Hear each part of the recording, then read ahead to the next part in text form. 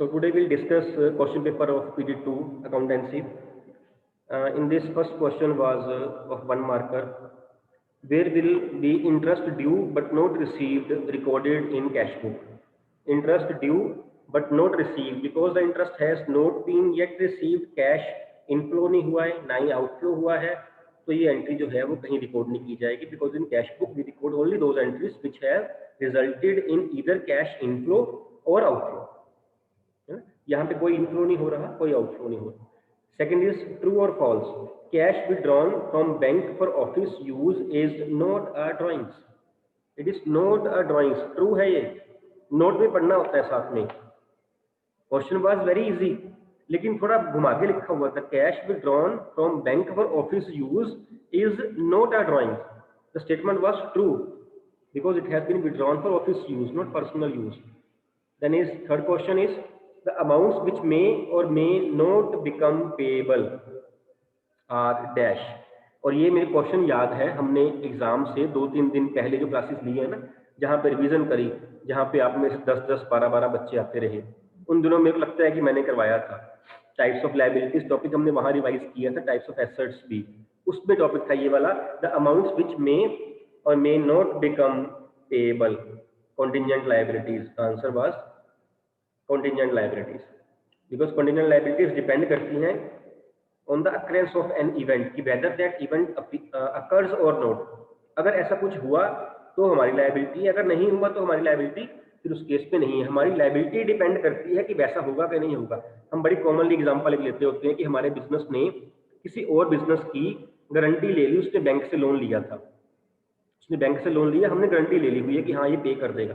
अगर उसने पे कर दिया तो हमारी लायबिलिटी नहीं है, अगर उसने पे नहीं किया तो हमारी लायबिलिटी है। तो our liability depends upon the case whether that other businessman he repays the loan to bank or not। if he repays, then it is not our liability। if he fails to repay the loan to bank, then it becomes a responsibility of our business, it is a contingent liability। next question is a firm has received a large order to supply the goods from a customer, will it be recorded in the books of accounts? It will not be recorded in the books of accounts, because it has not changed the financial position of the business। the business has just received the order, ना उसने cash receive किया है, ना उसने goods भेजी हैं, कुछ नहीं किया बिजनेस ने, अभी ऑर्डर रिसीव किया। ऑर्डर रिसीव करने की एंट्री बुक्स ऑफ अकाउंट्स में नहीं होती है। नेक्स्ट इज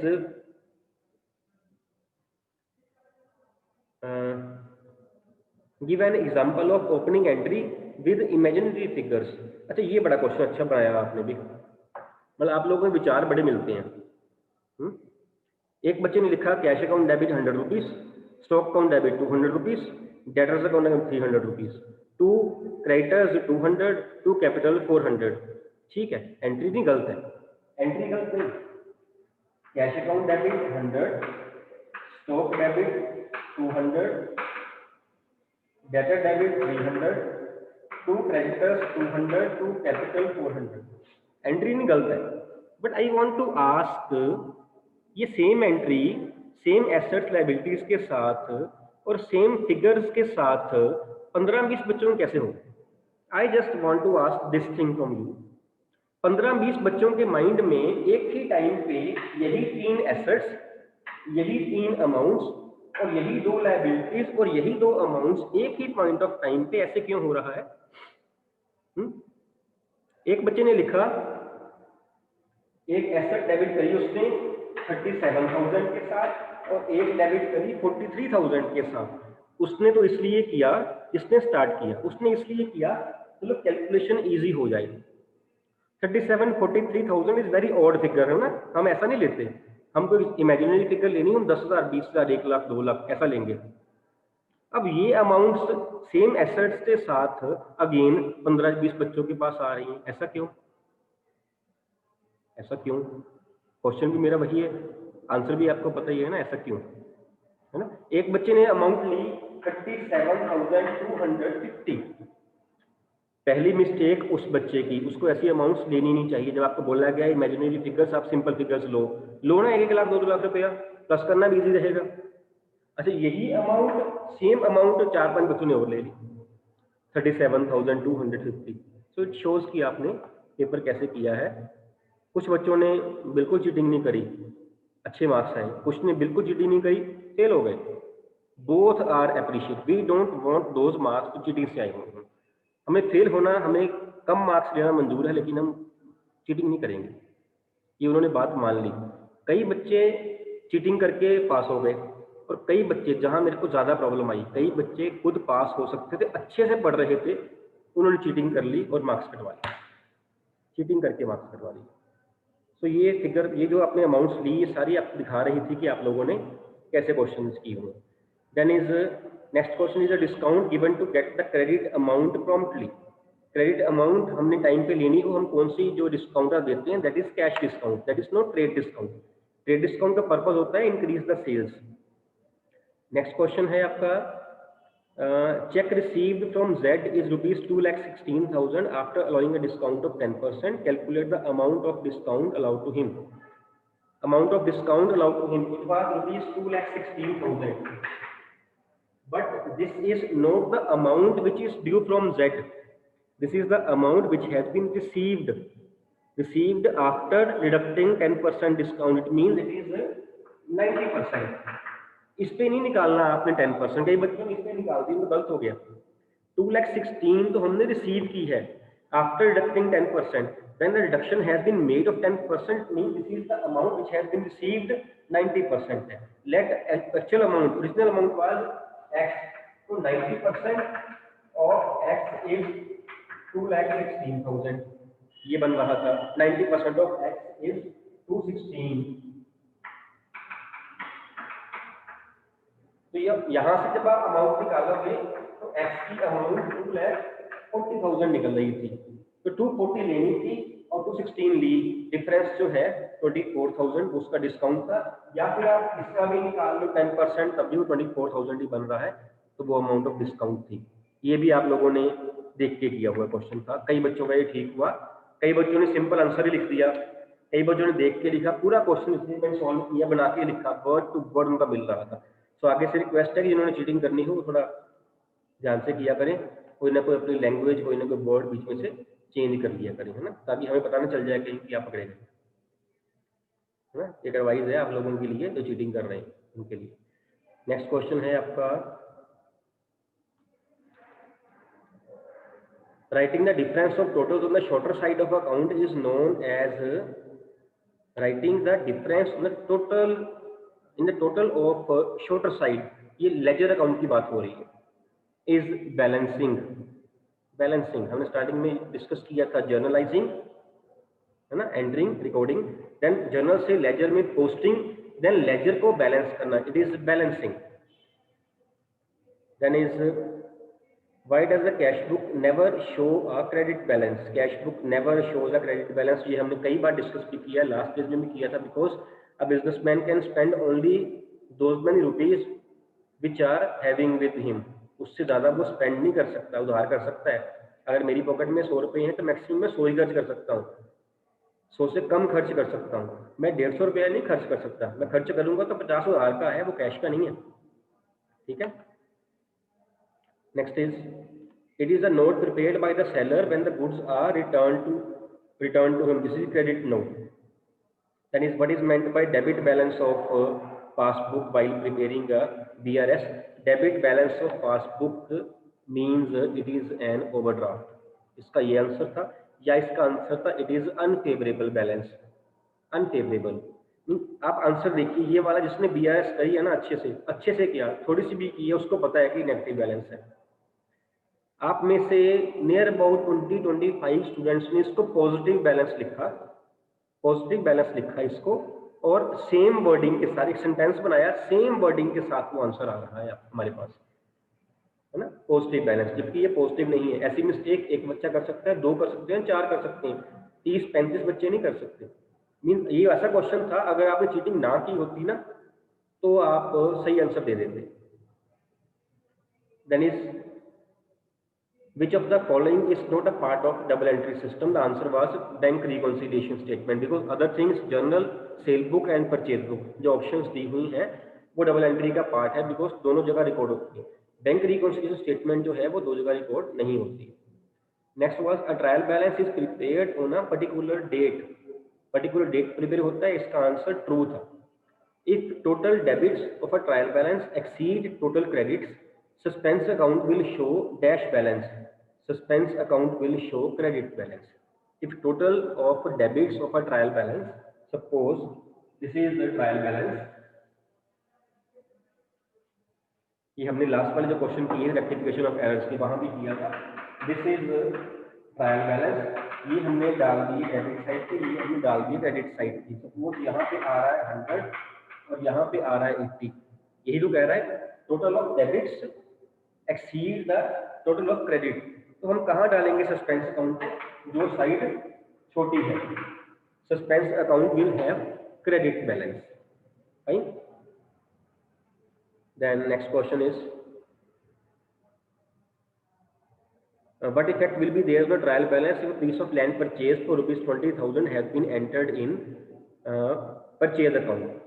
Land purchase करी थी, purchase account पे लिख दी. What will happen in trial balance? No effect will be there because it is an error of principle. Error of principle जो होती है वो ट्रायल बैलेंस को इफेक्ट नहीं करती है। हमने जहाँ लैंड बिल्डिंग लिखना था वहाँ हमने परचेज लिख दिया, अमाउंट तो सेम रही, so it will not affect the trial balance. Next question is question number 16. Distinguish between cash basis and accrual basis on the accounting on the following basis. ये वाला क्वेश्चन जो था ये आप लोगों ने इतना चीटिंग करके किया, इतना ज़्यादा चीटिंग करके किया। अगर आपको बोला जाए ना कि सेम वर्ड अभी लिख दो, आप वो वर्ड्स लिख नहीं पाओगे, वो वर्ड्स नहीं आप लिख पाओगे वो वाले सेम जो आपने बुक से, अगर बुक से भी देख रहे थे तो ऐसा तो होता कम से कम कि आप वर्डिंग तो अपनी कर लेते। It is when the cash exchanges hands, ऐसे वर्ड्स आपने लिखे होंगे, बुक से मिल सकते हैं। अगर आप उसको लिखते ना, आप उसको लिखते when the cash is paid और रिसीव। मैं सिंपल सी बात बताऊंगा, व्हेन कैश इज ट्रांजैक्टेड आप मैक्सिमम ये लिख देते व्हेन कैश। और ये सेम वर्डिंग जो है सेम कई बच्चों ने लिखी हुई है, 20-30 बच्चों ने लिखी हुई है, और सेम वर्डिंग बुक में भी है, सेम टू सेम वर्डिंग वो बुक में है। इसमें आपने बहुत चीटिंग करी, ये वो क्वेश्चन था, यहाँ मैंने मार्क्स नहीं दिए। जिसने बुकिश लैंग्वेज लिखी थी मेरे को नहीं पता उसने देख के लिखी कैसे लिखी, जिसकी बुक में लैंग्वेज मिल गई मैंने उसको मार्क्स नहीं दी। Then is fill in the missing figures when rate of GST is 12%। इसमें भी कई बच्चों ने बड़ी चीटिंग करने की कोशिश करी, लेकिन उन्होंने ये नहीं देखा कि चीटिंग करते वक्त थोड़ा सा ये भी देख लेना था कि अमाउंट आनी कौन सी है और किस साइड आनी है। जीएसटी रेट इज 12%, यहाँ जो मेन प्रॉब्लम कई बच्चों की आई है बड़ी। GST if it is 12%, it is total 12%, total में 12% है। यही प्रॉब्लम आपकी वो सेल बुक वाले क्वेश्चन में भी आई है।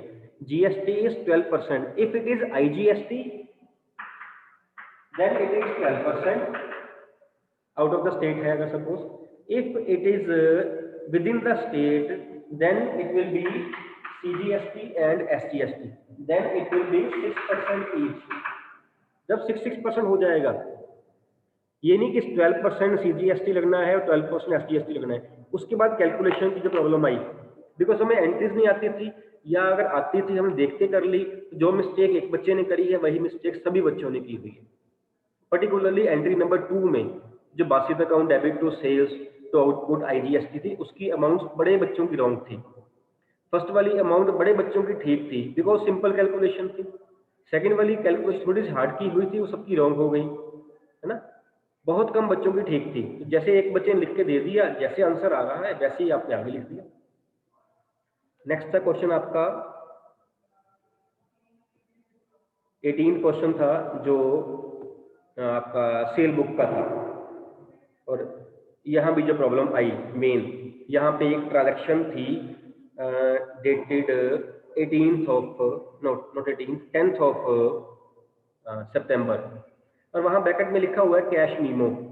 और ये कैश मीमो मेरे को याद है जब हमने लास्ट जिस क्लासेस लगाई ना वहाँ पे रिवाइज भी किया था कि अगर इनवॉइस नंबर लिखा हुआ हो, invoice number it means the goods have been purchased on credit. Invoice is in case of credit purchases and sales. If cash memo is there it means the goods have been purchased or sold on cash, and when the goods have been purchased or sold on cash these can't be recorded in the purchase book or sale book, these are supposed to be recorded in the cash book। और यहाँ पे cash memo clear लिखा हुआ था, इसीलिए मैंने बाकी transaction में ना इनवॉइस नंबर लिखा, कहीं आप इसको मिस ना कर जाओ। मैंने हाईलाइट किया हुआ है उस कैश मीमो को ताकि जिन्होंने मेरी बात सुनी थी 2-3 दिन पहले उनको चल जाए पता कि पॉइंट आया हुआ है वो वाला जो सर ने क्लास में करवाया था। Cash memo means cash transaction and cash transaction means not to be recorded in the that purchase book or sale book is only to be recorded in the cash book। आप लोगों ने ये लिख दी, ये mistake करी, यहाँ पे आप पकड़े गए। जिसने लिखी नकल मारी, सभी ने लिख दी, नहीं लिखी तो नहीं लिखी। एक पॉइंट और आपका जो यहाँ आपने मिस्टेक करी ये वाला आया 12% CGST SGST था टोटल में मिला के, आप लोगों ने 12% को हाफ नहीं किया जब आपने CGST SGST लिखा, आपने 12% ही कर दिया। उसके बाद जब सेल बुक बन जाती है एट द एंड जितने कॉलम्स बने होते हैं सारे कॉलम्स को हम प्लस करते हैं, आप लोगों ने प्लस नहीं किया, आप लोगों ने छोड़ दिया उसको। यहाँ आपकी जो मिस्टेक्स हैं वो हुई हैं और यहाँ आपके मार्क्स कटे। देन आपका क्वेश्चन था नेक्स्ट वाला कैश बुक का क्वेश्चन था। कैश बुक में जो प्रॉब्लम आपको आई वो सेम पॉइंट हमने अभी डिस्कस किया है, ये वाला इंक्लूडिंग GST दिया हुआ था। एक अमाउंट दी गई आपको सपोज 11,200 सपोज, है ना, पता नहीं ये क्वेश्चन में है कहीं कि नहीं है, मैंने एग्जांपल ही ली है 11,200 and he says it is including GST at the rate 12%। इसमें GST ऑलरेडी इंक्लूडेड है 12% के हिसाब से। अब हमने इसका 12% नहीं निकालना है because this is not the amount of the bill और अमाउंट ऑफ द परचेज और सेल। इसमें ऑलरेडी 12% ऐड किया हुआ है। It means it is 112%। Let us assume कि ओरिजिनल अमाउंट इज x, तो x plus 12% of x is 11,200। x original amount of the bill plus GST 12% of x is 11,200। जब आप इसे कैलकुलेट करोगे तो x की वैल्यू 10,000 आएगी। 10,000 जो है वो आपका बिल था, 10,000 के ऊपर 12% GST लगाओ 1200 आया तो 11,200 बनना था। ये आपने मिस्टेक करी, जो मिस्टेक मेनली हुई यहाँ पे।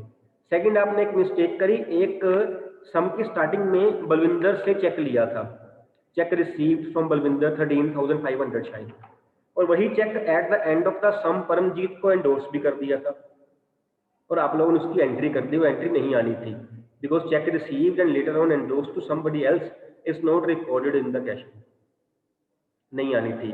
एक M मेहता से चेक लिया हमने, वो चेक बाद में सेंड किया बैंक में हमने, वो आपने ऊपर रिकॉर्ड कर दिया। ऊपर नहीं रिकॉर्ड करना था, नीचे रिकॉर्ड करना था, और वहां पे टू M मेहता ही लिखना था, वहां पे चेक इन हैंड लिखना था। ये पॉइंट बड़े डिस्कस हुए थे, है ना, वहां पे आपकी मिस्टेक हुई।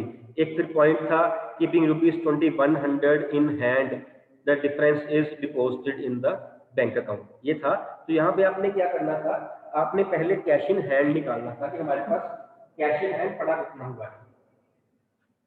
कैश इन हैंड कैसे आना था आपका, debit side total minus credit side total cash का, है ना, जितना वो आता वो हमारा होता कैश इन हैंड, जितनी फिगर होती उसमें से -21 करके जो ये फिगर आ रही थी, ये फिगर जो थी वो बैंक में डिपॉजिट होनी थी, और ये फिगर थी 45240 मीन्स कि हमारा कैश आ रहा था इन है 47,340 47,340 जो था वो डेबिट और क्रेडिट टोटल का डिफरेंस आ रहा था। इट मीन कि हमारे पास इतना कैश पड़ा हुआ था, इसमें से 21 रख लिया, बाकी का डिपॉजिट कर दिया। जो बाकी का डिपॉजिट किया था उसकी काउंटर एंट्री होनी थी बैंक डेबिट टू कैश, ये यहाँ पे मिस्टेक थी।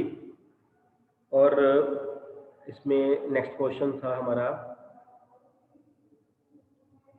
जो एरर्स वाला पॉइंट था आपका, जो पहले भी डिस्कस किया, रेक्टिफिकेशन ऑफ एरर्स वाला, वो भी पॉइंट सेम ही था। आपने देखा नहीं, आपने पढ़ा नहीं, जैसे जैसे एक बच्चे ने गलत किया वैसे वैसे आप गलत करते रहे।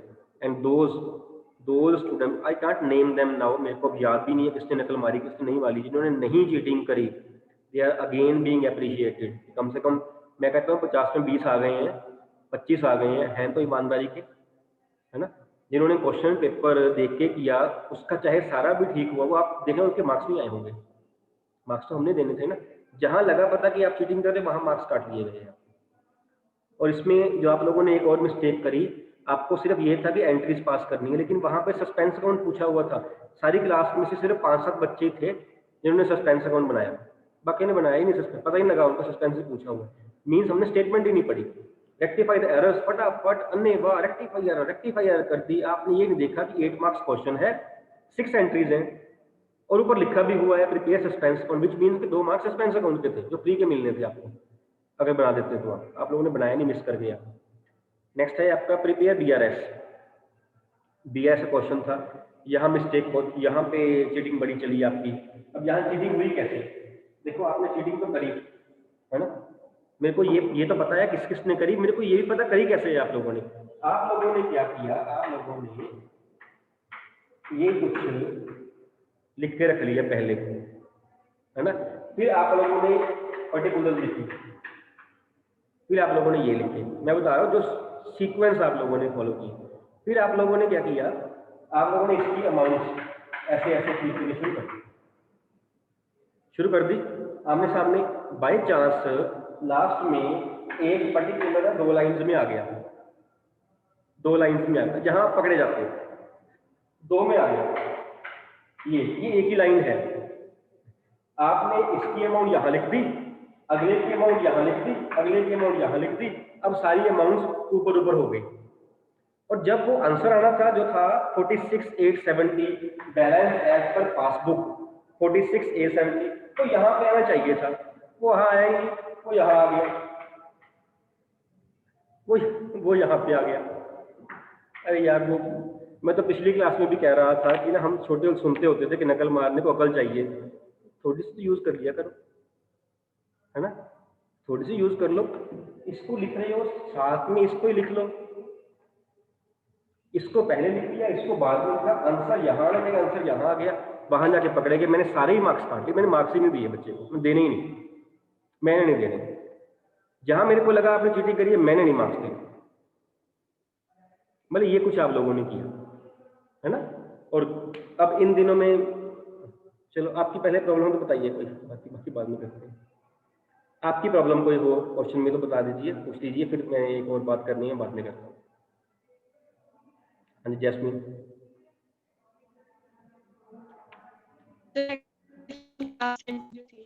बेटा आपकी आवाज क्रैक हो रही है, आपकी आवाज क्लियर नहीं आ रही। रेक्टिफिकेशन की last entry was suspense account debit to sale to purchase. इसमें उसने दिया हुआ था, क्वेश्चन था a credit sale of goods of rupees 423 to जीवन passed through the purchase book and posted there from the debit of जीवन। हमने right entry क्या करनी थी, जीवन अकाउंट डेबिट टू सेल्स, हमने इसे परचेज में कर दिया, लेकिन जीवन अकाउंट को डेबिट किया। It means there is no error in Jeevan account, the error is in sale account and purchase account. Entry बननी थी otherwise, Jeevan debit to purchase to sales, but he says Jeevan has been debited correctly, तो जीवन नहीं आएगा, अब यहाँ suspense आ जाएगा। Entry बननी suspense account debit to sale to purchase. ठीक है कनव। सर बीआरएस की लास्ट एंट्री एक थी 13,600 की, वो आनी नहीं थी बेटा बुक्स में, वो आनी नहीं थी। उसमें क्या था, a check of rupees 13,600 omitted to be recorded in cash book credited by bank on 5th April। हम बना रहे हैं 31 मार्च को बीआरएस, बैंक ने क्रेडिट किया 5th अप्रैल को, मींस पासबुक में नहीं हुई, हमने बैंक में भेज दिया, हमने रिकॉर्ड नहीं किया, मतलब कैश बुक में नहीं हुई। तो ना इसने कैश बुक में इफेक्ट डाला, ना इसने पासबुक में डाला, ये एंट्री लीव करने वाली थी। ये आपने लिखना था वहां पे, will not be recorded and by it will not be recorded, ये भी लिखता था साथ। ये छोड़ने वाली एंट्री कहीं भी नहीं आई है ना, ठीक है। Yes sir.